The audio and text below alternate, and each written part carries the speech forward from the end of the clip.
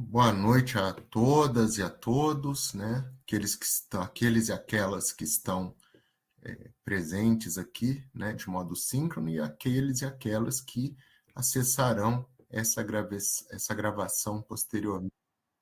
Então, iniciamos aí a unidade curricular Educação, Direitos Humanos e Capitalismo. Essa é uma reoferta para estudantes que não conseguiram na ocasião da primeira oferta, realizar ou finalizar os estudos, e ela foi inicialmente ofertada, né, ministrada pela professora Marluce Maciel, e agora eu assumi essa reoferta, professor Alessandro Eleutério de Oliveira.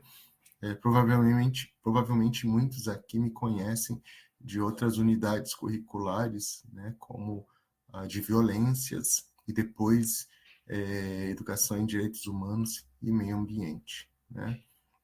Então, primeiramente, vou começar aqui compartilhando um vídeo da professora Lígia, que vai ministrar a outra unidade curricular. Então, eu vou exibir aqui um recadinho para a professora, para vocês.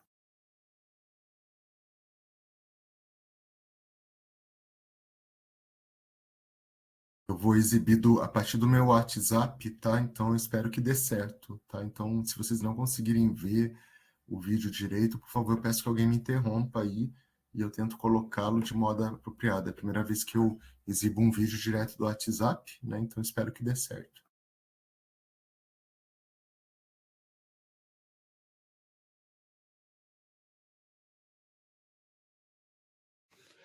Boa noite a todos e todas. Sejam muito bem-vindos a mais algumas unidades curriculares, não é, da pós-graduação em Educação em Direitos Humanos. É um prazer enorme tê-los conosco nesse percurso de formação. Eu gravei rapidamente este vídeo só para mais uma apresentação, né? Então, meu nome é Lígia Williams Eiras, eu sou docente do campus de Xanxerê, trabalho há 9 anos, né, como professora de Sociologia em diferentes níveis de ensino, né, os cursos integrados, graduação, a pós-graduação, e com vocês nós estaremos juntos trabalhando a unidade curricular de Educação em Direitos Humanos, Inclusão e Trabalho Docente, né? Um desafio bastante grande. Além de docente, né? Eu sou mulher, pessoa com deficiência e pesquisadora, estudiosa desses temas, e acho que nós teremos belíssimas discussões a ser trilhadas juntos, né? Vocês viram que no Moodle já está à disposição, então, as orientações iniciais da disciplina, não é? Com o conjunto de detalhamento dos nossos encontros e a unidade número 1 de estudos. Tá? Já estão abertas essas duas sessões. Então, nós teremos 4 encontros, um no dia 22 de abril, que serão 4 aulas, né? Outro no dia 29/4, que também serão 4 aulas. O nosso terceiro encontro serão 2 aulas, no dia 13 de maio, e mais 2 aulas no dia 27 de maio. Aí eu e o professor Alessandro, a gente vai estar dividindo ali, né, a sala, né? Ele vai dar 2 aulas e eu vou dar as 2 últimas nos dias 13 de maio a 27 de maio.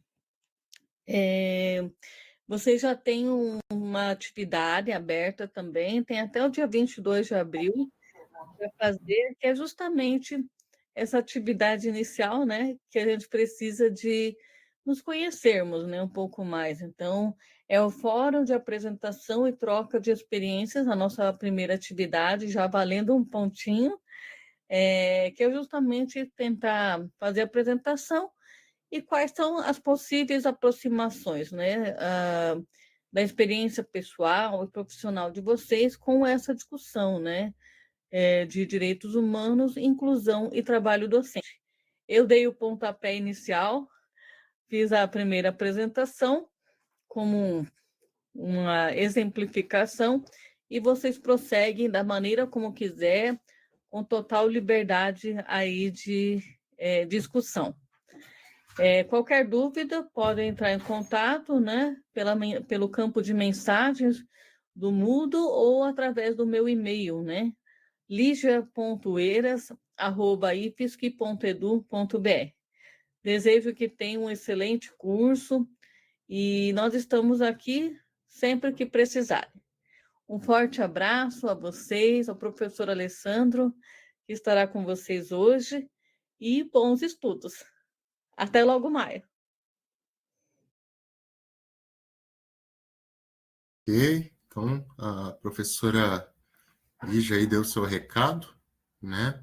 E como vocês viram, a gente vai fazer esse revezamento, né? Então, vamos começar aí com o feijão com arroz, né? Apresentando a nossa salinha, né? Que vários aqui já acessaram. Então, nós temos aqui as orientações iniciais, né? Temos o plano de ensino. Deixa eu ver se vocês estão vendo. Estou abrindo ele aqui. Certo. Então, é interessante, né, que vocês leiam o plano de ensino, né? Ali a gente vai ter o percurso formativo que nós vamos fazer nessa unidade curricular, né? Então, nós temos 45 horas, né, de educação, direitos humanos e capitalismo. Eu vou sintetizar o plano de ensino, né? Então, eu vou dar uma ênfase aqui nos conhecimentos que nós vamos trabalhar, o modo de produção capitalista, né, o que nós vamos ver hoje. Depois a gente vai trabalhar com a mercantilização da educação, as novas doutrinas de dominação e adaptação, a resistência e a contra-hegemonia ao projeto de dominação do imperialismo, né, sobretudo do imperialismo norte-americano, mas também de outros imperialismos, o lugar dos direitos humanos e da educação em direitos humanos nesse cenário. Então, como a gente pode pensar numa educação de direitos humanos no âmbito de um processo formativo baseado na autonomia, na criticidade, no potencial prometeico de emancipação dos sujeitos, né, como uma forma de resistência, né, e de uma resistência sempre ligada a essa dimensão educacional do sujeito, né? Então aqui a gente tem as habilidades que se esperam de vocês, o trabalho em equipe, né? Esse trabalho em equipe ele vai ser principalmente nesses momentos de encontros síncronos, mas também na socialização do fórum.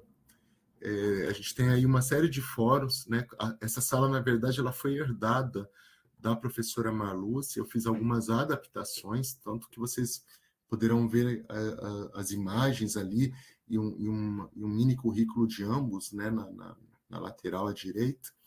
Então, se espera que vocês planejem, se organizem, né? Então, essa é uma característica da EAD, o estudante tem essa flexibilidade para organizar os seus estudos, né? Socializando-se com colegas e professores, né? E sabendo lidar com os diferentes perfis que são apresentados aqui, né? Então, a gente tem várias pessoas com visões de mundo diferentes, né? E aí entra as atitudes, né? Demonstrar empatia, alegria, paixão, ser ético, com justiça moral e respeito no cotidiano, ser propositivo em suas ações e demonstrar positividade, saber ouvir, ser paciente e aprender sempre, né? Então a gente vai, em relação aos procedimentos metodológicos, a metodologia, a gente usa o ambiente virtual de aprendizagem, o AVE Moodle, né, que vocês já estão a essa altura bastante familiarizados. Então, são textos, são vídeos, são slides, né, todos esses materiais que vocês vão utilizar. Nossas atividades, então, envolvem esses momentos síncronos, mas também momentos assíncronos, né? Uma coisa que aqueles que já estudaram aí comigo vão perceber que eu vou dar uma ênfase aí, uma valorização maior aos fóruns do que eu dei em outras unidades curriculares. Então, aqueles que interagirem nesses fóruns, né, eles poderão ter um ponto a mais numa das notas, né? Então, não tem uma nota só do fórum, né, mas aqueles alunos poderão ter uma nota a mais numa das duas notas, né? Quais serão essas duas notas? Nós vamos ter uma atividade de questões de múltipla escolha, né, que vai valer 50%. Essa atividade vai ser disponibilizada em breve. E nós vamos ter um texto dissertativo argumentativo, que vai ser a segunda atividade, que vai compor também 50% da nota, né? Os alunos terão direito a fazer uma recuperação, né? E novas oportunidades também, né? Antes mesmo da recuperação final, de realização dessas duas atividades, né? Então, a gente tenta ajudar, né, na medida do possível, do que a gente pode fazer, né, para que vocês tenham sucesso e êxito aí nessa jornada, né, para que vocês possam aí obterem, né, essa certificação como especialistas, né, em educação e direitos humanos. Então, aproveitem aí, né, essa oportunidade. Então, a nota final vai ser basicamente a média das atividades A e B, respectivamente. O questionário de múltipla escolha, mais o texto dissertativo argumentativo dividido por 2, e tem que ter conceito igual ou superior ao 6, e aí eu vou dar um pontinho a mais numa das atividades pela participação nos fóruns. Por que eu só dou um pontinho a mais? Porque a ideia é que as pessoas interajam nos fóruns, não somente pela questão da nota, mas até para ter algum contato com as ideias, com as reflexões dos outros colegas, né? Bom, em relação aos objetivos e competências, né, espera-se que vocês conheçam e reflitam sobre o universo conceitual ligado ao capitalismo, compreender as imbricações, as confluências, as correlações, os paradoxos do modo de produção capitalista com as desigualdades, com os próprios direitos humanos, né? O modo de produção capitalista, muitas vezes, ele acaba antagonizando os próprios direitos humanos e o processo formativo, a educação decorrente destes. Investigar as relações do público e do privado na educação e as implicações para a democratização, ao acesso, né, a uma educação realmente formativa, de qualidade. A gente vai ter os encontros síncronos, né, no dia 8 de abril, estamos começando aqui, né, então a gente trabalha com a apresentação do plano de ensino. Vou falar um pouco sobre a Declaração de Direitos Humanos. A gente vai ver um trecho do filme Tempos Modernos e depois a gente entra na questão do trabalho no mundo capitalista. No dia 15, na semana que vem, a gente vai trabalhar com flexibilização e uberização do trabalho e também com um texto ligado ao conceito, à ideia da fábrica da educação, de uma educação mercantilizada, que padroniza mentes, né, que reifica os conscientes, sempre tendo em vista a submissão do espírito humano, né, ao modo de produção capitalista, de modo acrítico, né, de modo coisificado e, portanto, repetindo, reificado. A atividade A, que vai valer 50% da nota, ela diz respeito justamente a esses dois tópicos, esses dois períodos, né, que temos aqui o período que começou no dia 3 e vai até o dia 12, e depois temos o período que vai do dia 13 até o dia 29 de abril.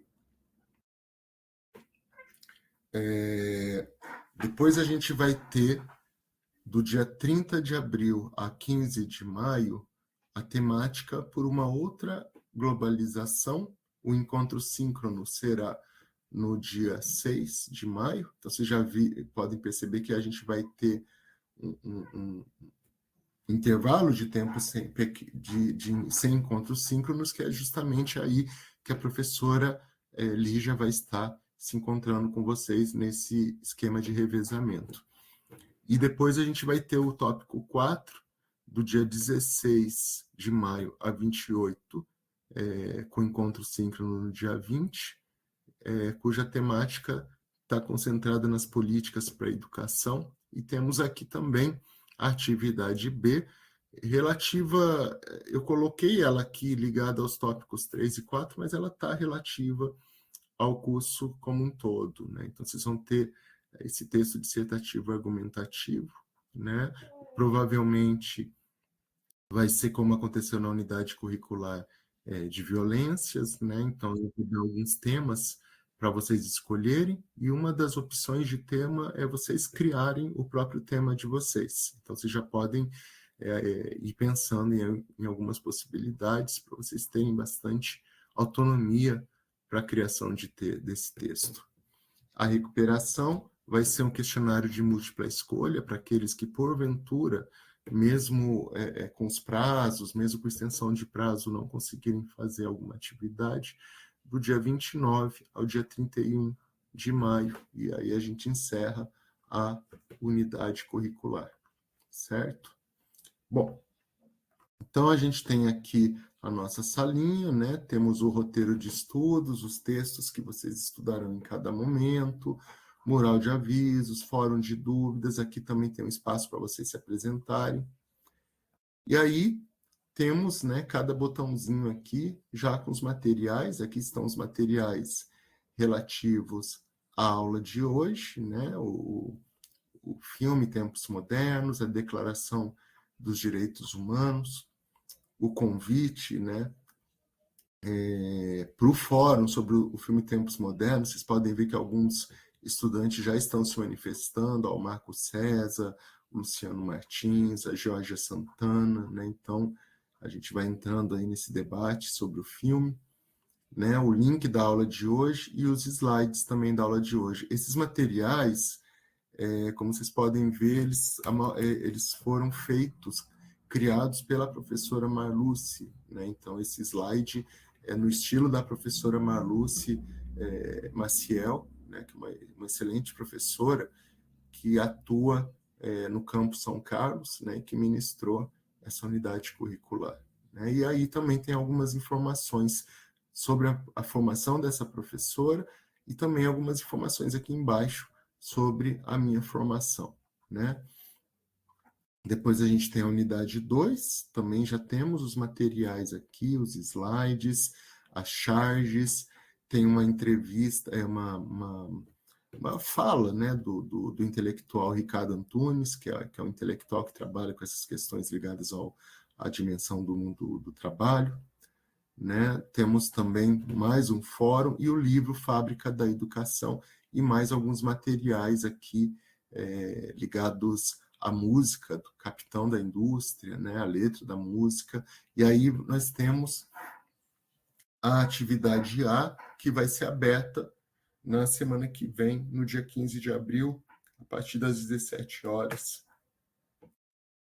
E depois nós vamos ter os materiais da unidade 3, né, o livro para uma outra globalização, o link da aula, é sempre o mesmo link, tá, gente? É esse link aqui que vocês entraram, do RNP, né, fica uma coisa meio padronizada, então é sempre o mesmo link, tá? Lembrando que sempre a gente vai ter as gravações das aulas que serão disponibilizados, temos também aqui os materiais da unidade 4, o livro Políticas para a Educação, aí eu vou indicar os trechos que vocês vão ler, né? Aqueles que quiserem ler tudo, né? Mas aí eu faço a indicação antes, né? E aqui temos a atividade B, que vai ser aberta no dia 25 de abril e vai ficar aberta até o dia 24 de maio, né? Um mês aí para vocês poderem fazer a atividade com tranquilidade, certo? Bom, então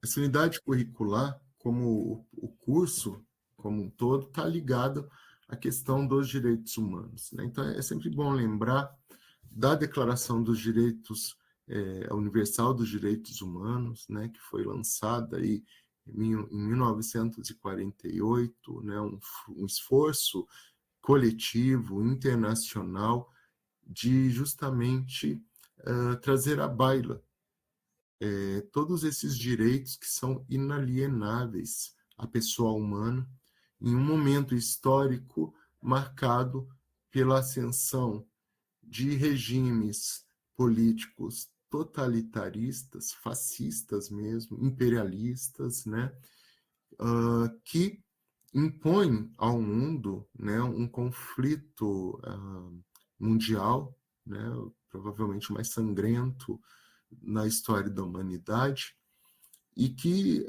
traz, dentre suas características, a utilização de todo o desenvolvimento tecnológico com fins bélico-militares. Até aí não é uma novidade, né? Isso já havia acontecido em outros confrontos, como, por exemplo, a Primeira Guerra Mundial, mas aí você traz, por exemplo, alguns fatores inéditos, né? O totalitarismo alemão, por exemplo, vai exterminar, graças às preconizações, né, do nacional-socialismo, que não tem nada a ver com o socialismo na acepção marxista, e sim com um governo totalitário, no qual o Estado vai procurar ter o controle total sobre a vida dos seus cidadãos e cidadãs, um Estado que é racista, né, um Estado que elege certos grupos sociais que vão ser culpabilizados pelos problemas que a Alemanha herdou após a sua derrota humilhante na Primeira Guerra Mundial, e todo aquele etnocentrismo, né, aquele preconceito, é instrumentalizado, esse preconceito contra certos grupos sociais, como judeus, ciganos, pessoas LGBT, né, pessoas que estavam dentro em espectros político-ideológicos antagônicos em relação ao nazismo, né, como os comunistas, os socialistas e os anarquistas, vão ser as vítimas preferenciais desse governo totalitário, que vai enviar milhões de pessoas para os campos de prisioneiros, os campos de concentração, que na verdade eram campos de extermínio, no qual as pessoas foram exterminadas com eficiência e eficácia industrial. Essa é uma das características dos horrores da Segunda Guerra Mundial, né? O genocídio organizado, sistematizado, né? Pensando nessa lógica industrial, né? Que é algo que a gente vai trabalhar daqui a pouco nos conteúdos. Esse é uma das facetas, né? É um dos aspectos, né? Esse compêndio de horrores que caracterizou a Segunda Guerra Mundial, e é apenas uma das faces dessa guerra, né? É um dos motivos que vai levar a comunidade internacional a lançar a Declaração Universal dos Direitos do Ser Humano, né? Dos direitos humanos, justamente como uma forma, né? Através de um texto cujos artigos, né? Eles são propositivos, mas eles também constituem preconizações, né, que deverão ser seguidas, e depois vão se constituindo uma série de pactos e convenções internacionais justamente para que essas ideias, né, que são colocadas em relação à dignidade da pessoa humana, né, o caráter universal de direitos, direito de viver, e não apenas de viver, mas viver com dignidade, viver bem, né, direito de experienciar o próprio potencial humano, né, em suas dimensões étnico-culturais, né, em suas dimensões laborais, religiosas, né, ligadas ao gênero, à sexualidade, né, tudo isso que pode aparecer de maneira mais ou menos explícita ou implícita, vai estar contido, nem que seja de um modo mais ou menos, né, embrionário, mas de um modo geral, de uma maneira bastante assertiva, né, de uma maneira bastante explícita. Isso tudo vai compor, né, a Declaração Universal dos Direitos Humanos, né?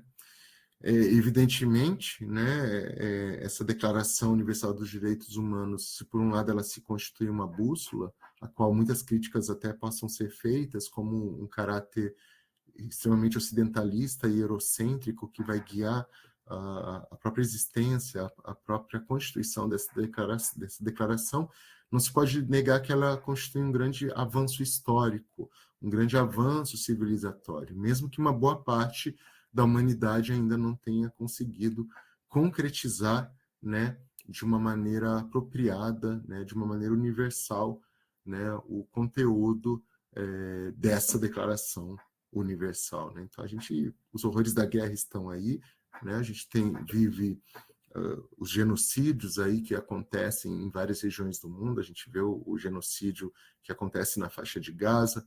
A gente está tendo a ascensão da extrema direita em vários países, né? Tivemos um governo de extrema direita e temos aí, né, uma extrema direita que ora se organiza cada vez mais em países como o Brasil e ora conseguem não somente subir ao poder, mas voltar ao poder, né? Basta ver quem está à frente do grande irmão do norte, né, dos Estados Unidos nesse momento. De qualquer maneira, essa unidade curricular ela vai buscar problematizar de que maneira o próprio capitalismo, né, ele acaba criando condições tanto objetivas como subjetivas para a reificação, ou seja, a coisificação do ser humano. Acaba sendo uma espécie de entrave para a própria concretização plena dos direitos humanos que estão contidos na declaração.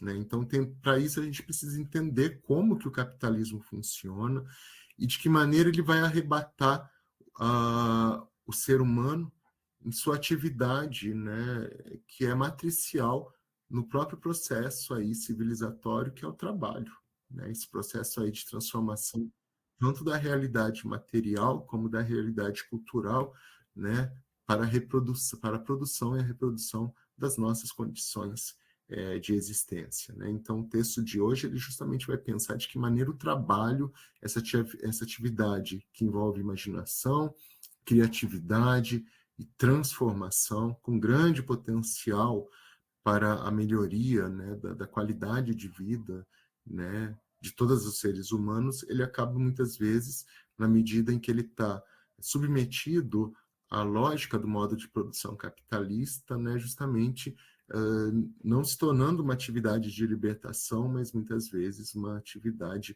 que castra esse potencial prometeico, formativo, emancipatório do próprio ser humano. Né? Então vamos começar vendo um pedacinho, né? Já foi quando vocês tiveram acesso à sala, né? Quando os tutores compartilharam aí que a sala estava já pronta, né? Para vocês acessarem, vocês devem ter percebido que o filme Tempos Modernos, aí uma excelente lembrança da professora Marluce, foi disponibilizado para vocês, né? Espero que vocês tenham conseguido assistir, né? A obra de Charles Chaplin, né, do Carlitos, é uma obra, é um clássico, né, da produção cinematográfica, né? Então, muito provavelmente as pessoas estarão assistindo Tempos Modernos daqui 100 anos, né? Se evidentemente nós não fomos extintos, fomos não, né, nos extinguirmos antes, né? E provavelmente vão estar vendo Tempos Modernos e não vão estar vendo provavelmente Vingadores Ultimato, por exemplo. Né? Então, essas obras elas têm esse potencial aí de nos enredar num processo reflexivo, né? Mesmo décadas e décadas depois do lançamento dessa obra matricial. Então, eu vou exibir aqui um trecho do filme para a gente ir pensando nos conteúdos que a gente já vai ver a partir de logo após a exibição desse trechinho do filme. Então, vamos lá.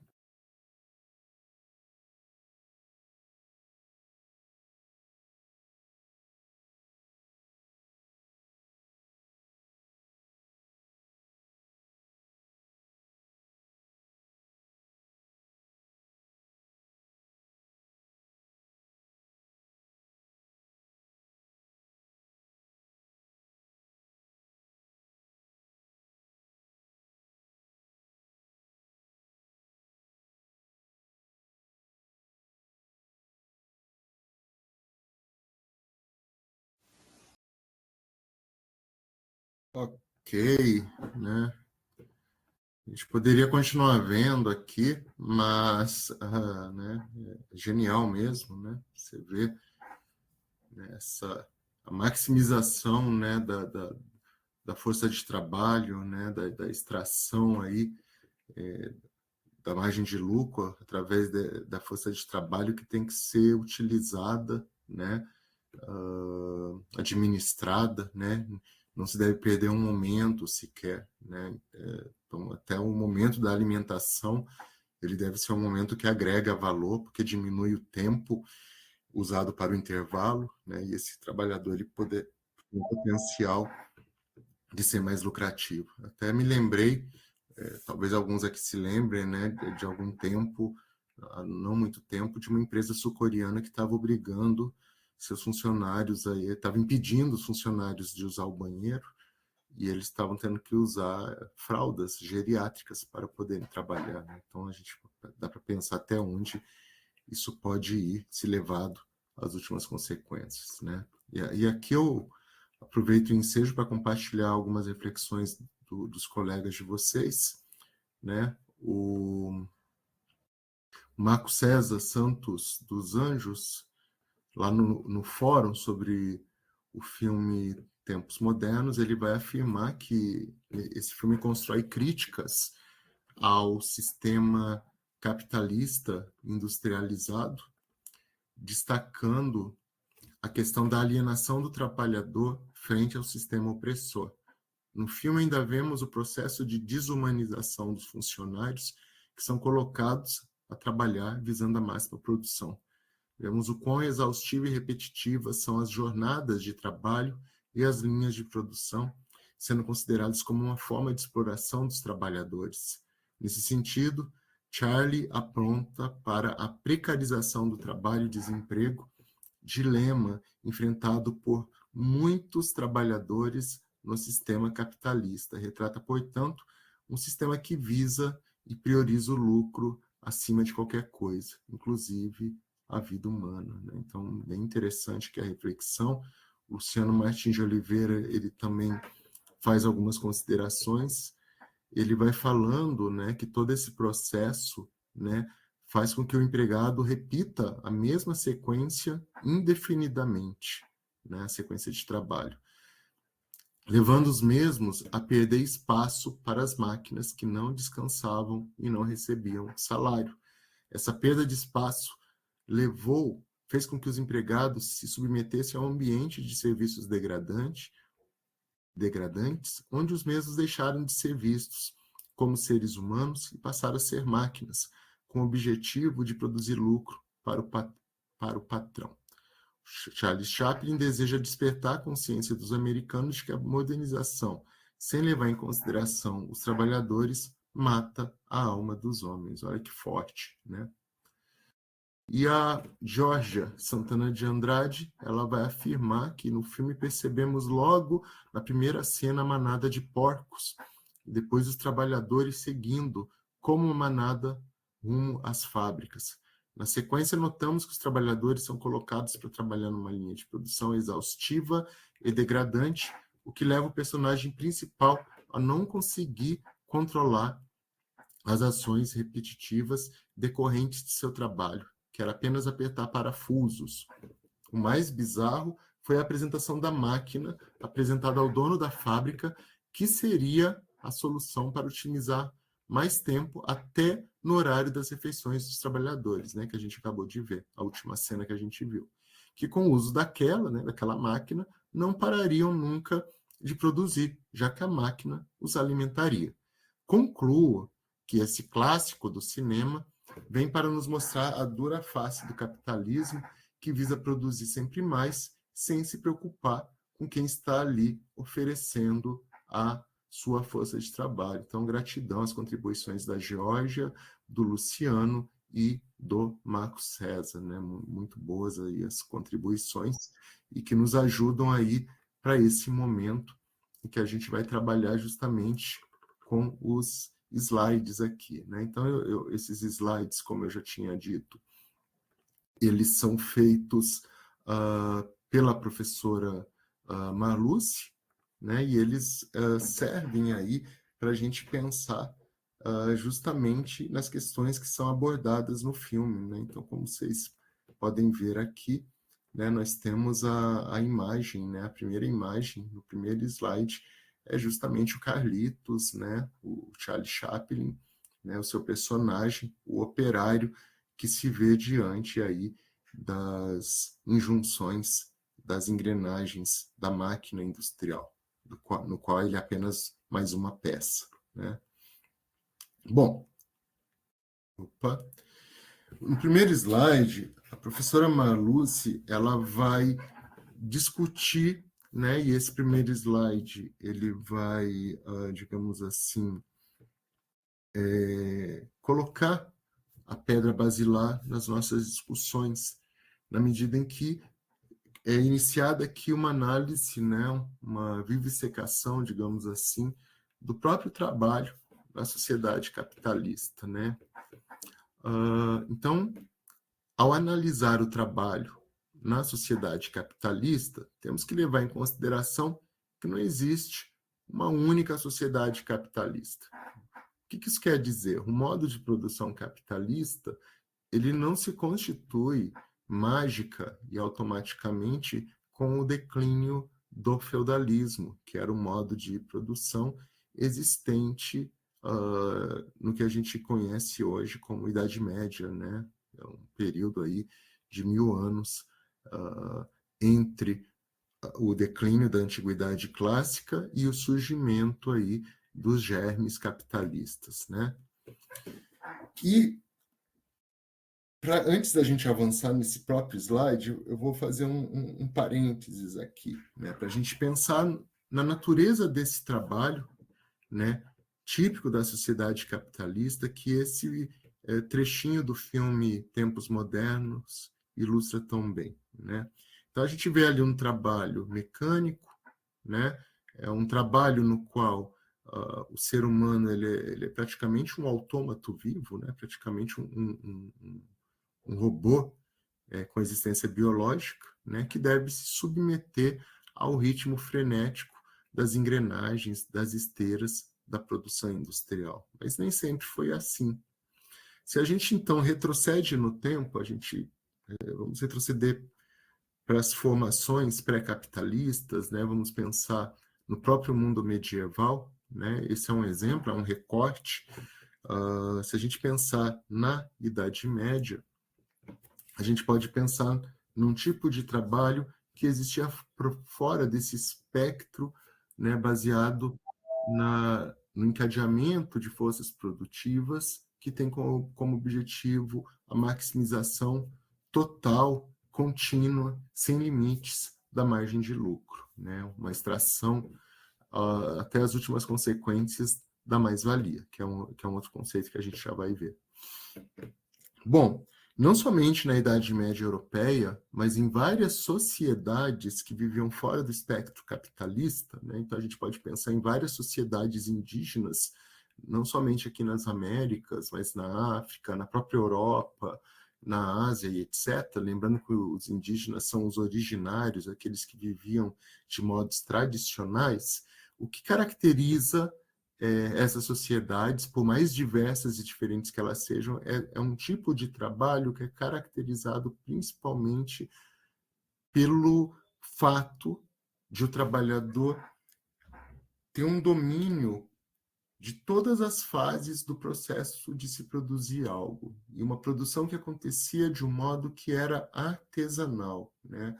O trabalhador, então, ele era senhor daquilo que ele produzia, que era uma espécie de extensão, né, daquilo que ele projetava, que ele planejava, né, concebia mentalmente e utilizava as mãos e as ferramentas, que eram uma extensão dessas mãos, para concretizar aquilo que tinha sido planejado, né, um alimento que era feito, né, processado artesanalmente, uma ferramenta, uma peça de vestuário, uma construção, seja o que for, era um trabalho que era feito de modo artesanal, né? Era uma outra lógica também cultural, era uma outra lógica de temporalidade, né? Então, as sociedades fora do espectro capitalista, elas viviam numa lógica em que a própria noção de tempo era totalmente diferente da noção de tempo que nós conhecemos. Era um tempo em que o tempo não contava, era um tempo que era ligado aos fluxos da natureza, né? Era um mundo ligado à passagem das estações do ano, o tempo de plantar, o tempo de arar, de plantar, o tempo de colher, né? A mudança de estações, os fluxos da natureza, um tempo eterno, lento, arrastado. Um mundo onde uma boa parte da população não era letrada, né? Não sabia ler ou escrever, em que os conhecimentos, as tradições eram transmitidas através da palavra falada, da oralidade, da tradição oral. Bom, com o advento do modo de produção capitalista, a gente tem uma profunda transformação em todas as dimensões da existência humana, né? Então, a gente tem uma mudança na base produtiva, que acontece aos poucos, né? Então, não existe uma única sociedade capitalista e o próprio capitalismo ele está dividido em várias fases, né? Mas algo que pode se perceber é uma mudança na percepção das pessoas, por exemplo, da existência da própria temporalidade, né? Aquele tempo natural passa a se tornar um tempo mecânico, né? Um tempo que existe, digamos, de uma maneira abstraída das próprias relações concretas dos seres humanos, né? O relógio vai marcar o tempo e as pessoas têm que escorrer atrás desse tempo mecânico, não mais o tempo da natureza é que vai guiar as ações humanas, né? Juntamente, concomitantemente com essas mudanças espaço-temporais, eu vou ter uma série de transformações, né, ligadas à maneira de se produzir na base produtiva, na produção agrícola, na produção pecuária, né, na mineração, sobretudo graças às grandes revoluções que vão acontecer paulatinamente, sobretudo a partir do século XVIII. Então, a gente tem um capitalismo que vai existir em várias fases, né? A gente tem a primeira fase, que é a mercantilista, né? Baseada nas grandes navegações, no comércio internacional, no descobrimento, entre aspas, de vários territórios. Quando eu digo descobrimento, na verdade, né, são territórios que já eram povoados por culturas milenares e sofisticadas que foram invadidos, né, colonizados, passando por processos de genocídio e escravização, né, de suas populações pelo homem branco europeu, juntamente com essa gana, com essa lógica que já começa a se basear, né, na busca pelo lucro. Só que essa lógica baseada na busca pelo lucro, né, e um lucro que segue esse ritmo de um tempo cada vez mais mecânico e artificial, vai acontecer em várias fases, né, desde o declínio, por exemplo, do modo de produção feudal, que era um modo, aí a gente volta aqui para a Europa, predominantemente agrário, né, era um modo de produção baseado num campesinato subjugado pelo senhor feudal, né? Tempo lento, tempo arrastado, né? Um mundo bastante diferente, né? Comparando com o mundo em que nós vivemos. E quando esse mundo ele entra em colapso e a gente vem aí a ver a emergência das primeiras formas, né, do embrião do capitalismo, a gente também tem uma mudança na própria natureza desse trabalho, né? O trabalho, então, começa a se transformar numa força de trabalho, na medida em que ele se transforma em uma mercadoria que pode ser vendida e comprada, né? Isso também está ligado a esse advento do modo de produção capitalista, que na sua primeira fase a gente vai, para caracterizá-lo, usar o conceito de acumulação primitiva do capital. Isso se dava por meio, né, nessa fase mercantilista, da exploração da força de trabalho, da mão de obra, de pessoas escravizadas, a venda de mercadorias, né? Então, lembrando, né, que a própria invasão e colonização dos territórios que hoje nós conhecemos como Américas está ligado aí à necessidade de se buscar materiais valiosos, né, para o comércio internacional, como a venda das especiarias, né? Colombo tentando pegar o caminho das Índias, chega aqui na América Central e, entre aspas, descobre a América, né? Que, como já foi dito, já tinham sido descobertas há milhares de anos pelos povos originários. Juntamente com isso, temos a exploração dos próprios camponeses europeus e etc., nessa fase de acumulação primitiva do capital. E tudo isso vai acontecendo enquanto vão emergindo as classes sociais, elas começam a se constituir, né, nessa fase de surgimento do modo de produção capitalista, né?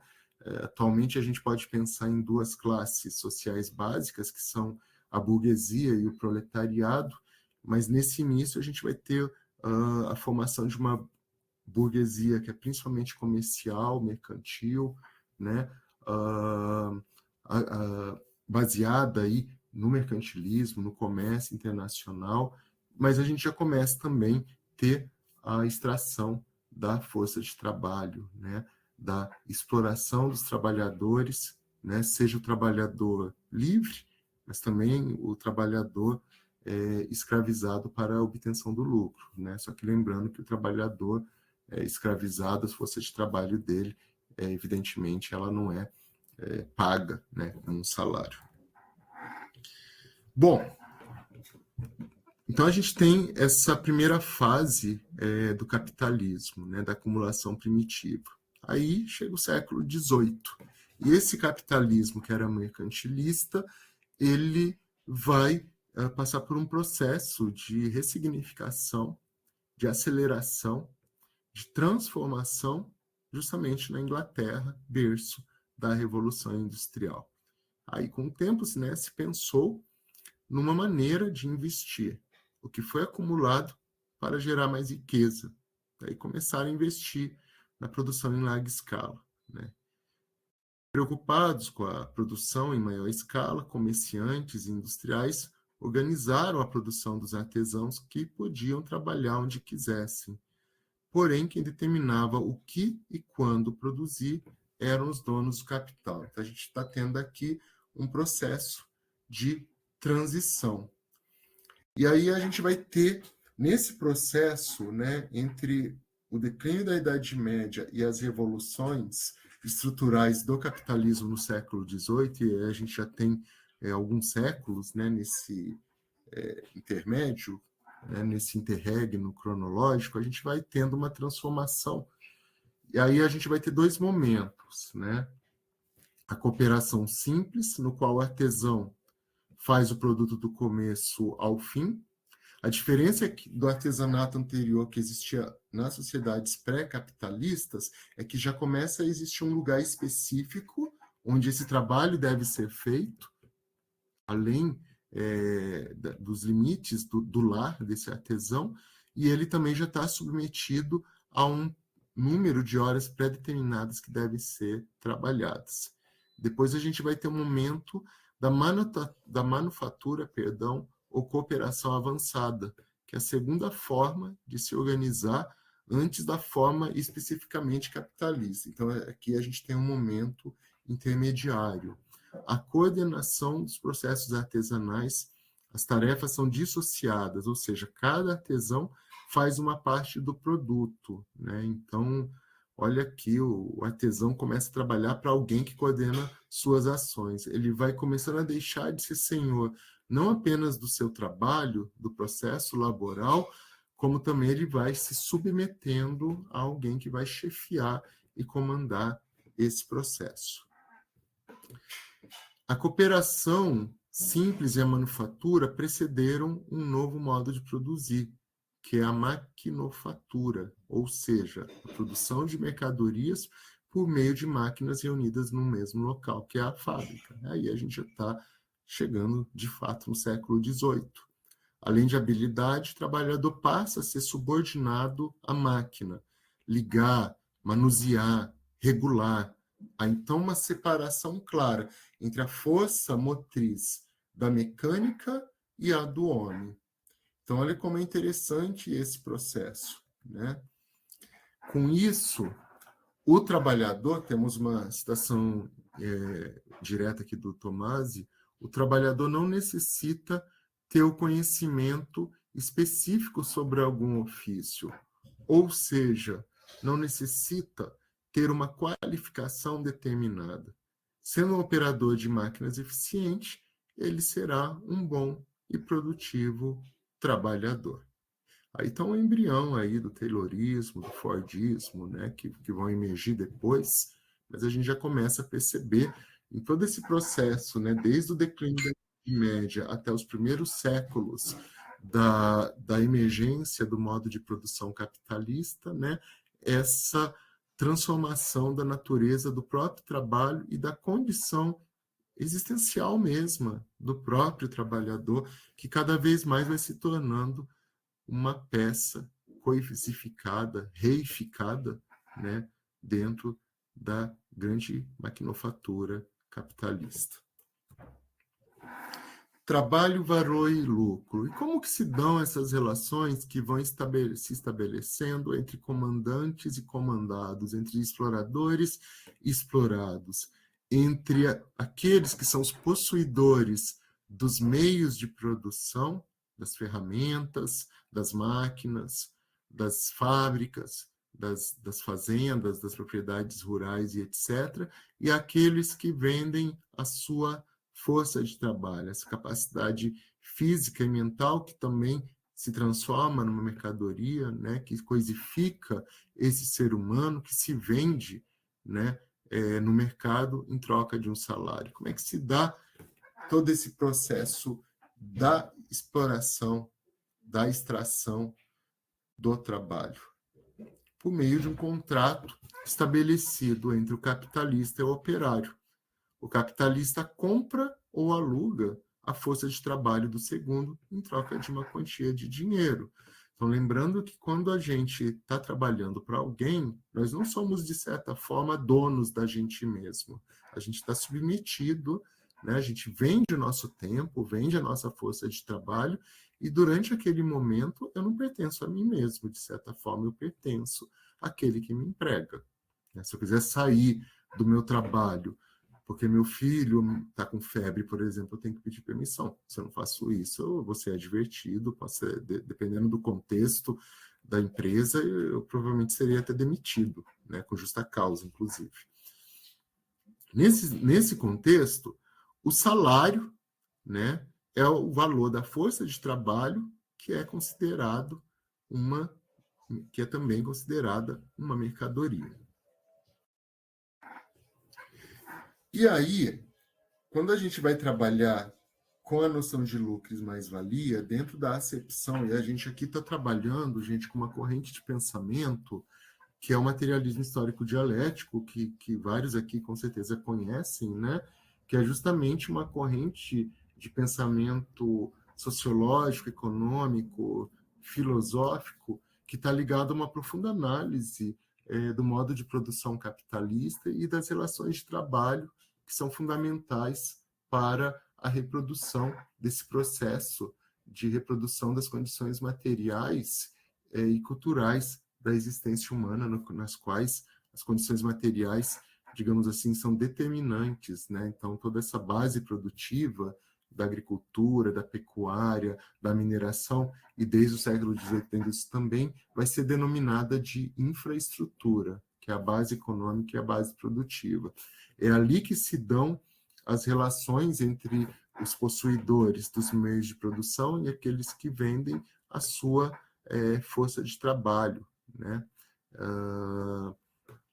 E todas essas relações vão se dar a partir da exploração, dentro de relações sociais de produção de pessoas que pertencem a classes sociais diferentes, né?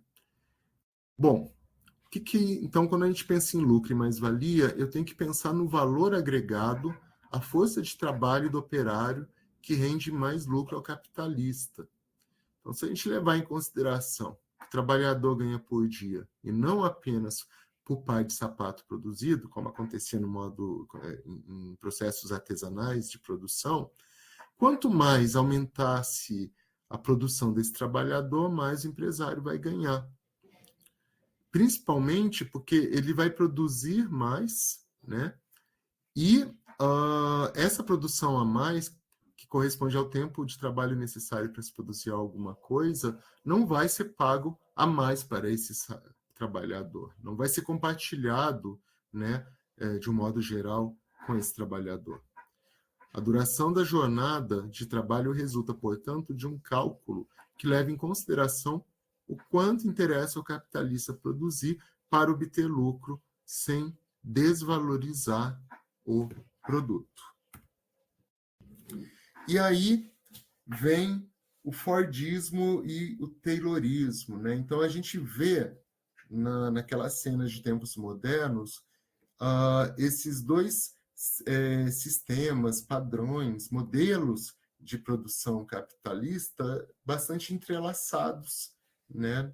no filme, né? Tempos modernos, de um modo geral. Então a gente começa a pensar, então, né, na medida em que a gente tem as revoluções estruturais do século XVIII, né, a Revolução Francesa, o Iluminismo, o processo de independência dos Estados Unidos, que cria um efeito dominó aqui nas Américas, né, fazendo com que outros países declarem suas independências, e a própria Revolução Industrial.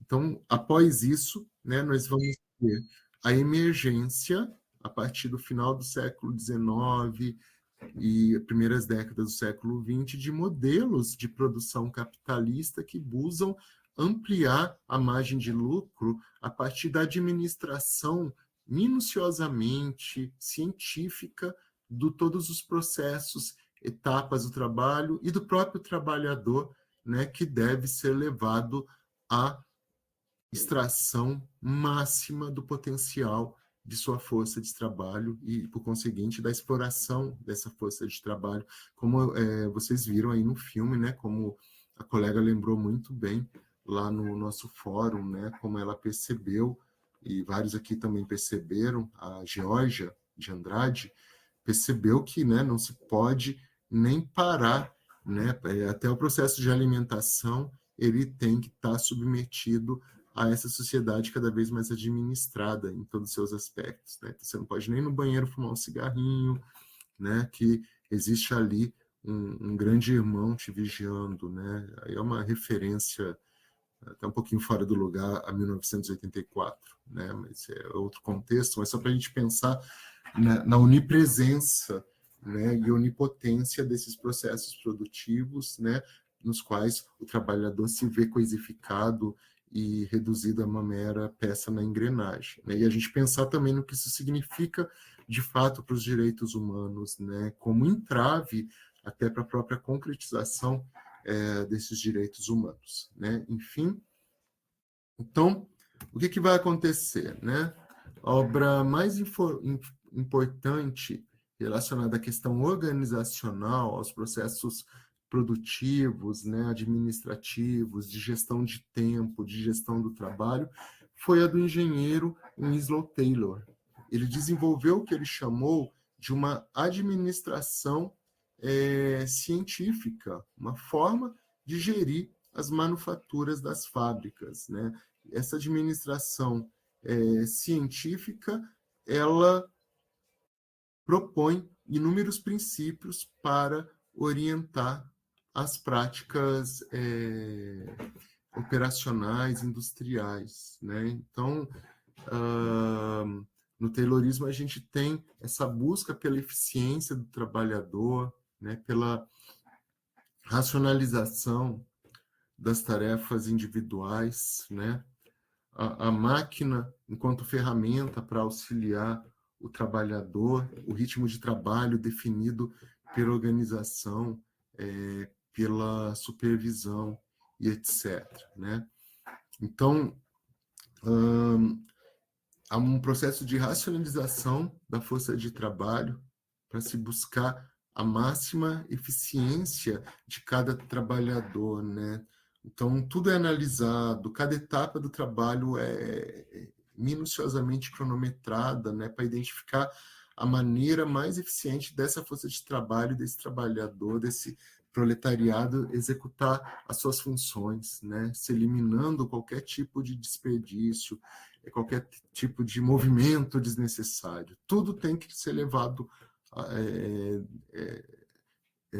guiado, aliás, por essa lógica da maximização do lucro. Então, Taylor sugeriu, né, que cada função, repetindo, deve ser meticulosamente analisada para especificar a melhor maneira de realizar as tarefas. Os funcionários devem ser selecionados de acordo com as características relacionadas ao seu desempenho e eles devem ser estudados, né, pelos seus, eles são objeto de estudo mesmo, né, dos seus gestores, dos seus líderes, das suas chefias, né? Eles são treinados, então, para realizar seus trabalhos, suas tarefas no trabalho, e ele deve ser recompensado pela sua produtividade, né? Aí a gente pode pensar que o Henry Ford, né, com o Fordismo, ele vai justamente aprimorar ainda mais esses processos, né? Então, ele vai intensificar os princípios do Taylorismo, agora num novo contexto industrial, né? E aí você vai ter justamente a ênfase na produção em massa, né? Visando também a redução dos custos, né?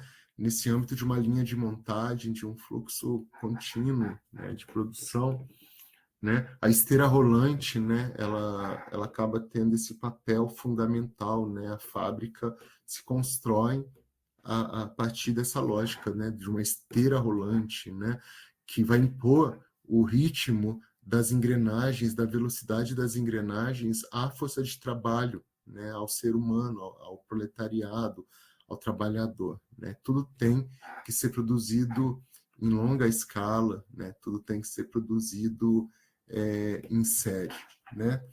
Então a gente vê lá o Charlie Chaplin, o Carlitos, ele até desenvolve, ele fica tão adestrado, né? É como se fosse um adestramento a esse ritmo frenético da linha de produção, que ele desenvolve aqueles cacuetes, né? Eu trabalhei antes de passar no vestibular, eu trabalhava numa fábrica, eu trabalhava numa fábrica chamada TW Espuma, no interior de São Paulo, em Caçapava, que era uma fábrica que produzia espuma moldada para depois ser colocada dentro de para se tornar de fato, né, dentro de um banco de veículo, né, daí ela recebia todo aquele tecido, né, para ela se tornar de fato um banco de veículo, e depois era mandada para uma outra fábrica que era a General Motors. Então eu trabalhava na terceirizada da terceirizada, e eu trabalhava principalmente na função de rebarba, que dava um acabamento, então eu usava uma maquininha assim, que parecia uma serrinha assim, elétrica, giratória. E eu me lembro que quando eu entrava, e eu cheguei a fazer jornadas de trabalho ilegais de 16 horas por dia, e fazia isso porque era o final dos anos 1990, estava tendo uma crise aí econômica que começou aí na Coreia do Sul e se espalhou por várias partes do mundo. Então, o medo do desemprego era grande. E eu lembro que eu me sentia um robô. Porque se você parasse para pensar, você perdia um dedo, uma mão, ou até coisa pior, né? Então, você realmente tem que se tornar mais uma peça na engrenagem, que se alguém aqui já trabalhou em fábrica, sabe bem do que eu estou falando, né? Então, isso tudo faz parte de um processo no qual um único trabalhador não conseguia observar e alimentar várias máquinas ao mesmo tempo. Então, a gente tem que organizar a produção em forma de linhas de montagem, né? Então, o trabalho era bem definido e o trabalhador realizava apenas uma tarefa na linha de produção. O trabalhador pede a noção de totalidade do fruto do seu trabalho que existia no trabalho artesanal, no espectro pré-capitalista, né? Então, é uma mudança profunda na estrutura do trabalho e na própria maneira de existir da humanidade, né? Então, aqui temos mais algumas cenas do filme. Aqui é o Fordismo, né? Acabei já falando um pouco sobre isso, a partir de 1914, né? Como o Henry Ford estruturou a forma de organização do trabalho de sua fábrica de automóveis, o Fordismo, esse modelo produtivo. Ele implanta a jornada de trabalho de 8 horas, criou o modelo Ford T para o consumo em massa, né? Ou seja, um veículo que o próprio trabalhador poderia comprar, né? Então, a ideia era produzir em massa, né? Consumir em massa, porque essa é uma outra mudança que o capitalismo traz também, né? Não adianta você se produzir em larga escala se você não houver consumo, né? Então, o consumo, que a utilização, né, a obtenção de bens que vão atender necessidades humanas, ele se torna no capitalismo consumismo, né, a partir da criação muitas vezes de falsas necessidades, né, de se criar necessidade de comprar, de consumir, né, produtos que vão se tornando obsoletos, né, a publicidade, a propaganda ajuda nesse processo, né, a moda, né, fazendo com que a gente queira descartar aquilo que não é uma novidade imediata, né, trocando a máquina de lavar, o carro, o celular, a roupa e etc. Né? Então, essa lógica do consumismo, ela vai submeter a existência do sujeito, o ser se torna condicionado, subjugado à ideia de ter, né? Tenha, né? A gente vai ser julgado pela nossa capacidade de consumo, né? Então, isso, inclusive, cria aí um grande problema, até do ponto de vista psicossocial, né? Então, a gente realmente acaba criando uma sociedade de pessoas neuróticas, né? E com esse culto à juventude, culto à novidade, né? E essa necessidade de comprar, de consumir, né? Somos arrebatados por todo esse processo. Produzir em massa para consumir em massa, né? E evidentemente, né, a própria estrutura, a própria lógica de produção, de renovação tecnológica que também está submetida a esse processo, cria aí a chamada obsolescência programada, né? Os produtos já são feitos para que eles durem algum tempo, né? Perguntem para os pais de vocês quanto tempo durava uma máquina de lavar e vejam quanto tempo dura uma máquina de lavar hoje, né? Então, é todo um processo que vai se tornando evidente, né? Contundente, com cada vez mais força, né?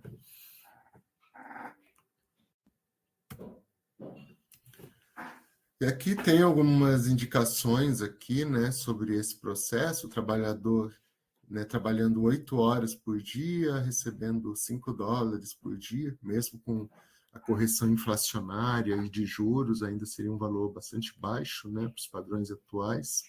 E a partir daí, as expressões Fordismo e Taylorismo passaram a ser usadas para identificar o mesmo processo, né, o aumento da produtividade com o uso mais adequado possível das horas trabalhadas. O controle das atividades dos trabalhadores, a divisão e parcelamento da tarefa, a mecanização de parte das atividades com a introdução da linha de montagem, o controle da ação dos trabalhadores e das punições conforme o comportamento deles no interior da fábrica. E como a gente pode ver em tempos modernos, né, se a gente pensar na própria segurança do trabalho, né, então, hoje, né, o trabalhador na fábrica, ele utiliza protetores, né, auriculares, né, então seus olhos são protegidos, seus ouvidos são protegidos, utilizam-se luvas e etc. Né? Então, até meados do século XX, né, a segurança do trabalho era mais caracterizada pela insegurança do trabalho, né, era bastante precário também. Né? Então, tudo isso tornava o trabalhador ainda mais vulnerável a essa lógica de maximização do coeficiente de lucro, de extração de mais-valia, né, desse valor que é extraído do trabalhador, do seu trabalho, né? Essa riqueza que ele gera e que não é, de fato, dividida de maneira igualitária com ele. Muito pelo contrário, né?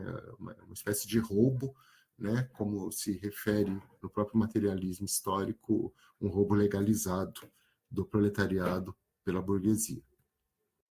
Aqui, né, a máquina de alimentar o trabalhador, né, é um dos momentos mais hilariantes do filme, mas vamos pensar, né, nessa lógica, né, de cada vez mais, né, exigir do trabalhador. Então, se a tecnologia já permitisse algo desse tipo, com certeza, né, isso já estaria sendo utilizado amplamente aí nas indústrias, né, mas se pode criar outras maneiras de fazer a gestão do tempo, maximizando, né, o período que o trabalhador tem para se alimentar, né, para usar o banheiro, né, as pausas aí, né, cada vez mais desestimuladas para a extração máxima da mais-valia do trabalhador, né. Os trabalhadores, então, em todo esse contexto, eles só ganhavam um pouco mais, né? Muitas vezes porque havia uma grande concorrência com outras indústrias, e também no decorrer, já no decorrer do século XX, a gente tem a emergência e a resistência dos sindicatos, né? Os sindicatos eles já tiveram muito poder, uma grande capacidade de mobilização do trabalhador, né? Porque a Revolução Industrial ela traz muita riqueza, mas ela traz também muita concentração dessa riqueza e muita injustiça. Ela amplia a injustiça social e juntamente com as péssimas condições de trabalho às quais estavam submetidas as trabalhadoras e os trabalhadores, começa a vir uma resistência. Essa resistência vai se materializar a partir de organizações trabalhistas, como os sindicatos, que, como já foi dito aqui, ganham muita força ao longo do século XX, né? E ainda bem, né? Os direitos que ainda temos, né? Os direitos que ainda não foram, os direitos trabalhistas que ainda não foram retirados de nós nessas reformas trabalhistas aí que têm acontecido em várias partes do mundo, inclusive no Brasil, espelhando o neoliberalismo, são graças à luta desses trabalhadores sindicalizados, né? No momento em que os sindicatos aí constituíam um farol que iluminava o proletariado em várias partes do mundo, inclusive no Brasil. Além disso, o Estado contribuía para que o consumismo se tornasse uma prática cotidiana, criando mecanismos financeiros legais, principalmente aí nos países do outrora conhecido como Primeiro Mundo, né, nos países industrializados, mas também em setores aqui de países como o nosso, né, que tem aí algumas classes médias, né, algumas regiões mais desenvolvidas e etc. E aí a gente entra, né, no pós-fordismo, né, que na verdade a gente vai abordar mais isso na próxima aula, né? Então a gente está num momento caracterizado pelo neoliberalismo, um momento caracterizado pelo Estado mínimo, né? Um Estado que deve passar as suas atribuições ligadas ao bem-estar social para a iniciativa privada, né? Então, tudo é melhor, tudo é melhor ser privatizado, tudo vai funcionar melhor, vai dar mais lucro, vai haver menos desperdício, menos corrupção. As pessoas compram essas ideologias neoliberais, né? Quando eu falo em ideologia, eu estou falando de uma visão distorcida da realidade para assegurar a manutenção da dominação pelas classes, né, detentoras do capital econômico, né, e etc. E aí a gente vai ter cada vez mais um trabalho que não é protegido pela legislação trabalhista, né? Então a gente está nesse mundo que a gente vai chamar de pós-fordismo, de um trabalho cada vez mais desregulamentado, sem proteção do Estado, no qual o trabalhador vai lutar para sobreviver, ele é culpabilizado individualmente, se ele não consegue a sua ascensão social, né?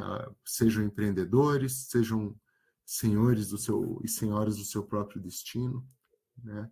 E as pessoas internalizam, né, esse discurso nessa era pós-fordista, né?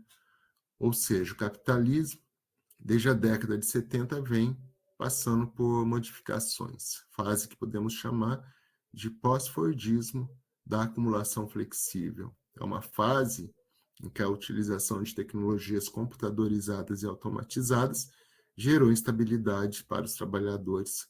Não há mais segurança de um trabalho estável. Além disso, a gente tem a questão do desemprego estrutural. O problema, meus caros, minhas caras, não é o advento tecnológico, não são as máquinas, os robôs e etc. O problema é que a gente tem uma lógica pela qual se dá o encadeamento das forças produtivas no atual estágio do modo de produção capitalista, que vilipendia o trabalhador, né, que tira a dignidade do trabalho, que esvazia o trabalho do seu potencial de criatividade e de libertação, na medida em que essas máquinas, muitas vezes, vão substituir a força de trabalho humana que se vê colocada, né, à mercê de sua própria sorte, numa sociedade cada vez mais concentradora de renda, de capital econômico, de capital cultural também, cada vez mais excludente. Então, a gente vai tendo um problema ligado à estrutura, né, do modo de produção capitalista, né, o desemprego estrutural. Então, a flexibilização do processo de trabalho está ligada à automação. As máquinas começam a ocupar o lugar dos homens, mas lembrando, a culpa não é das máquinas, e sim da lógica que faz com que elas ocupem o lugar dos homens, né? Não sendo colocadas a serviço dos seres humanos, e sim a serviço da dominação. Além de substituir a mão de obra, a força de trabalho, para diminuir gastos com salários, robôs não fazem greve, robôs não pedem licença maternidade, licença paternidade, não vão ao banheiro e etc. Né? Então, há uma série de vantagens dentro dessa lógica que a gente vive. Flexibilização e mobilidade dos mercados de trabalho. Pequenas e médias empresas espalhadas por todo o mundo produzem e grandes empresas compram e colocam sua marca, Nike, Benetton, etc. Com isso, os mercados de trabalho foram flexibilizados e os empregados começaram a desenvolver outras formas de trabalho, autônomo, doméstico, familiar, temporário, freela, empreendedorismo, uberização, são temas também que a gente vai trabalhar mais na próxima aula. Flexibilização dos produtos e também dos padrões de consumo. Os produtos e o consumo foram flexibilizados para tornar os objetos de uso cada vez mais descartáveis, né? A sua vida útil faz com que sejam sempre trocados, né? A gente pode pensar naquilo que já foi dito, por exemplo, na obsolescência programada, que é um dos elementos desse processo. E a especialização flexível. O trabalho fora da fábrica volta a ser artesanal. Só que isso acontece... mas que legal, o trabalho tá, uma parte da força de trabalho está se voltando para o trabalho artesão, mas são sob condições bastante inóspitas, na retirada de direitos trabalhistas, de um Estado que cada vez mais joga a culpa, um Estado que se exime das suas responsabilidades por pressões, né, no interior do próprio Estado, né, lembrando que para o materialismo histórico dialético, o Estado nada mais é do que um comitê executivo da burguesia. Então, a gente vê, por exemplo, né, no próprio parlamento brasileiro, o nosso Congresso Nacional, né, nosso Senado, nossa Câmara dos Deputados Federais, né, o nosso Poder Legislativo, que cada vez mais a serviço, né, dos interesses do agronegócio, né, das classes dominantes, né, do capital industrial, das elites predatórias, né, daquilo que o Gessé de Souza chama de elite do atraso, né? Então você vai tendo essa cada vez mais uma desqualificação da força de trabalho, ela perde seus direitos, né? O próprio Estado brasileiro, a serviço da burguesia brasileira, tira os poucos direitos através de reformas trabalhistas. A mídia brasileira, a indústria cultural, a Rede Globo, a SBT, a Folha de São Paulo, né, fazem com que inculcam essa ideologia burguesa na classe trabalhadora. Daí a gente vê aquilo que o Paulo Freire percebia muito bem, do oprimido internalizando o opressor e reproduzindo o discurso de opressor, que serve para oprimir, né? Então a gente vai tendo esse trabalhador que se vê jogado à sua própria sorte. Vamos empreender, eu tenho que empreender, né? Eu tenho que cuidar de mim. Só que ele se vê, eu tenho que ser criativo, eu tenho que ser multifacetário, eu tenho que ser proativo, eu tenho que isso, tenho que ser aquilo, e ele começa a fazer o seu próprio trabalho. Então a gente tem um retorno de um trabalho artesanal, só que sob condições extremamente inóspitas, extremamente difíceis, para que ele possa de fato conseguir o seu lugar ao sol. Eu não estou falando ser rico, não, estou falando em pagar as contas em dia, né? Aí um ou outro tem sucesso e se usa esses exemplos aí, essas exceções como regra, né? E a gente vai vendo essa situação. E esse trabalhador cada vez mais desorganizado, porque se é individualmente que ele vai vencer, se a saída está no indivíduo, ele não vai ver sentido nas mobilizações coletivas, né? E hoje, então, temos outros tipos de organizações das indústrias que variam, pois, como foi dito no início, não existe um tipo puro de capitalismo como acontecia no Fordismo e no Taylorismo. E quais são? Isso nós vamos ver na próxima aula. Eu peço que vocês estudem os materiais para a próxima aula, os textos, né? Assistam aí os vídeos e etc. E aí eu abro agora, né? Se alguém quiser fazer alguma observação, alguma reflexão, esse é o momento.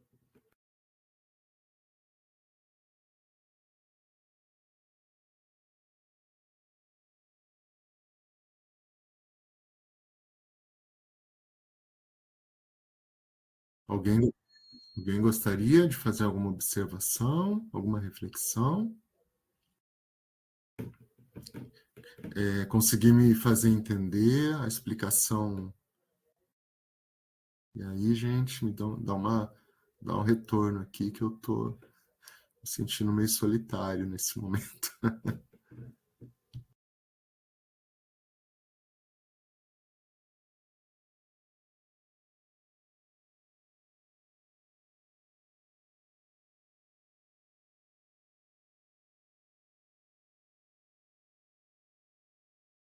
Alguma dúvida?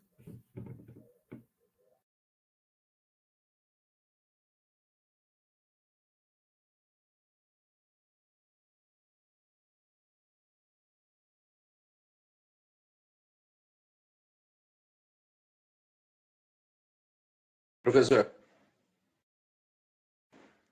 Oi, Marcos. Oi. Gratidão. Ah, tá. Eu ia falar. Você não ouviu o que eu falei, né? Não. Ah, tá. Não, eu tô ouvindo aqui desde o início, tá? É que o microfone estava travado, que eu estava tentando ligar a. Eu estava tentando ligar a câmera aqui, e não consegui. O áudio também está travado. Tudo que você falou aí foi muito bem colocado. Até em certo momento eu ia falar sobre essa parte aí na hora que você fala dos anseios de da humanidade mesmo, até em relação aí a essa parte da produção, a hora que você chegou na produção, porque eu fiquei meio numa dúvida assim em relação, por mais que se crie soluções para esses anseios aí, a ideia de que o homem sempre vai criar novas preocupações, novos anseios, além desse, mesmo que a gente arrume aí, por parte aí, da observação dos direitos humanos, conserte todos esses lados, o homem sempre vai buscar mais, como é que eu vou dizer, acho que fica nessa parte de anseios mesmo, né? mais preocupação. Por mais que se arrume uma solução para esse lado, sempre vai haver novos problemas e novas situações para a gente estar tentando resolver, né? Pelo menos foi o ponto assim que eu peguei para tentar fazer uma observação aí, professor. É bem interessante, Marcos. Talvez isso faça parte, né, da própria infinitude, da incompletude da condição humana. Por outro lado, né, acho que é uma reflexão bem interessante que você faz, e eu acabo pensando também, né, que somos inquietos, né? Essa inquietude que nos permitiu, inclusive, nos transformarmos tanto ao longo de séculos, milênios, centenas de milhares de anos de evolução, pensando apenas no Homo sapiens, né? Não estou nem pensando no que nós éramos antes do Homo sapiens. Eu acho que a esperança, talvez, que a gente possa pensar, inclusive no processo educativo, né, enquanto pessoas que estão fazendo um curso de educação em direitos humanos, né, não apenas para usar na escola, né, muitos dos nossos colegas aqui não são professores, né, mas eu acho que a educação em direitos humanos ela cabe em qualquer área de atuação profissional, mas vamos pensar, né, nesse potencial formativo de se pensar em pelo menos a gente começar a superar a dominação.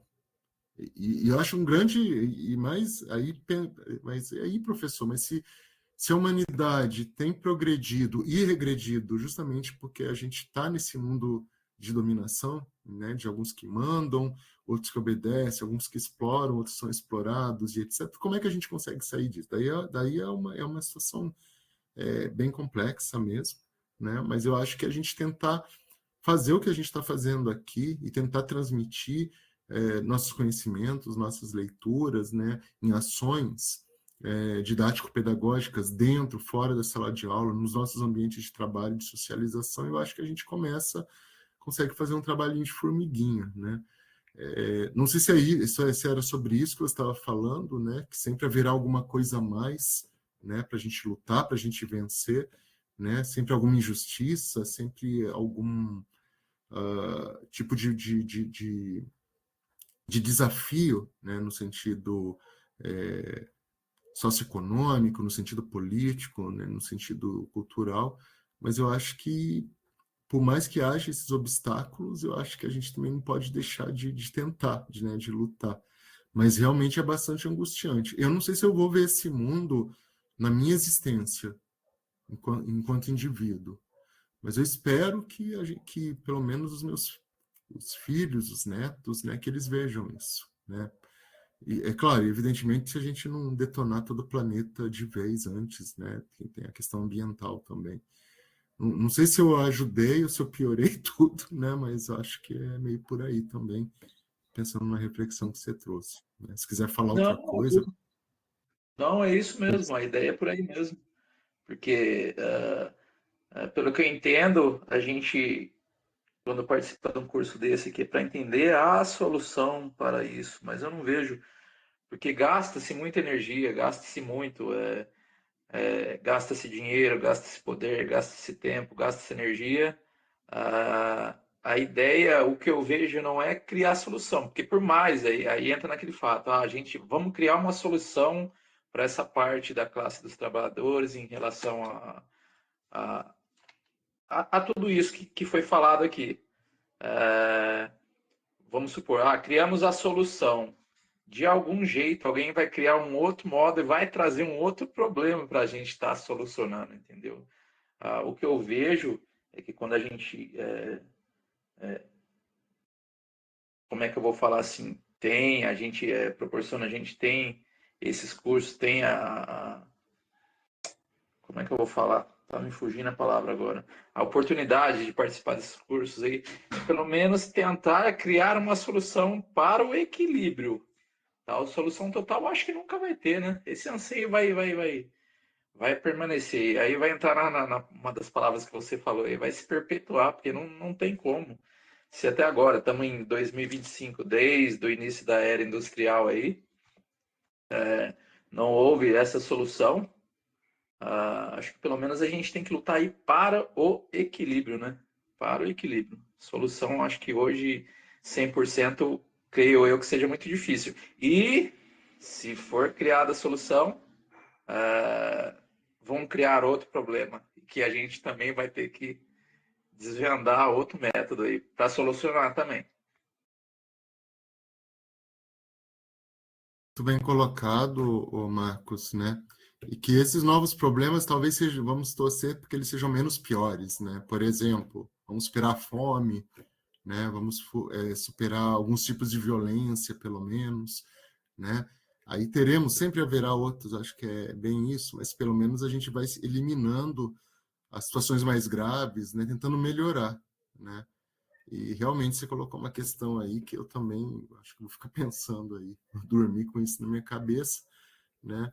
Mas eu acho que é isso, né? Essa inquietude também nos incomoda, mas ela também nos guia, né? Nos tira ali da nossa zoninha de conforto, como algumas pessoas gostam de dizer. Isso é bom, né? Acho que até pensar sobre a impossibilidade de resolver tudo, então o que a gente pode resolver, né? Dentro da nossa área de atuação, né? E às vezes a gente se sente muito pequeno diante de uma coisa tão grande, tão gigantesca e tão monstruosa que é o sistema, que é o status quo, né?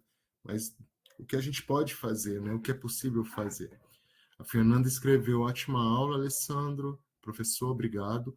Assunto muito importante sobre o qual precisamos falar sobre, afinal, estamos todos enredados. Só assim para sairmos um pouco da alienação. Eu penso e milito muito sobre a possibilidade de trabalho meio período a menos 6 horas por dia, mas é quase possível achar. Parece até um anseio ousado demais, enquanto ainda estamos falando da escala 6:1, verdade. Parece distante. Por isso, acho que as pessoas acabam se seduzindo pelo sonho do empreendedorismo. Perfeito, Fernanda, perfeito. Eu estou vendo que a gente vai ter umas discussões muito interessantes aqui, né? Convido, então, vocês para a gente prosseguir na semana que vem. Agradeço a Fernanda, agradeço muito o Marcos também, por além de fazer a reflexão, ligar a câmera. Não que vocês sejam obrigados, mas às vezes a gente aqui, como professor, fica numa situação meio... Essas aulas online, elas têm um lado muito legal, mas elas têm esse lado meio surreal também, né? Agradeço muito. Pode falar. Eu já tinha falado bastante, é que eu não vi que o microfone estava parado aqui. Aí eu voltei e Ah, falei tudo. Falei, deixa eu já ligar a câmera aqui, que o professor falou que está solitário, ah, já ele desliga ali e eu tentando falar e não consigo. Mas é eu já assim, ia assim. Pode falar. eu gosto de participar desses debates aí, porque gera uma reflexão muito grande aí. Então, a gente podia entrar aqui noite afora falando e refletindo, tudo em cima disso aí que você falou. Mas, como a gente tem tempo, né? Então não tem que fazer. Foi muito bem essa aula de hoje. Muito, muito bacana mesmo. Que aí, por mais que a gente leia, pegue os documentos aqui, leia ou assista, mesmo que assista lá, sempre tem uma percepção de outra pessoa que a gente não pegou ali. Então, suas percepções aí são muito importantes, professor. Fazem do curso aí, dão uma amplitude para o curso, um outro olhar, entendeu? Então, é necessário, tá bom? Muito obrigado aí. Eu que agradeço, Marcos, Fernanda e todos os demais e as demais que estão aqui até agora. E então vou me despedindo já de vocês, né? E convidando vocês para a gente se reunir de novo na semana que vem. Claro, né? A gente vai amanhã eu disponibilizo a gravação, mas eu acho que essa coisa síncrona é outra coisa, né? Quando a gente consegue fazer o diálogo, né? E etc. E aqueles que puderem também fazer suas reflexões nos fóruns estão convidados. E é isso. Agradeço a todas e a todos. Desejo uma ótima noite, bom descanso, que as reflexões continuem, que nós as resgatemos aí ao longo desses 2 meses. Forte abraço para todos vocês. Tchau.